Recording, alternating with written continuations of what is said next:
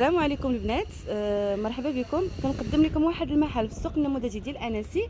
عنده اي حاجه كتخص في الحلويات، سواء لا الزواق لا هاد لي مول، لا اي حاجه خصتكم في الحلويات عند سي سعيد.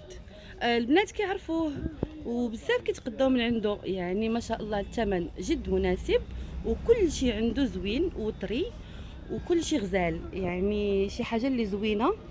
وانا ديما كنتعامل غير معاه، لا انا لا كاع البنات، يعني خصتنا شي حاجه كنتعاملوا معاه. هذه هي لا كارت فيزيت ديالو، ها هي. سعيد مجتهد.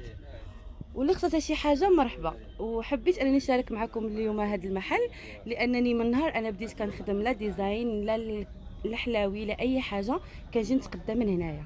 شكرا.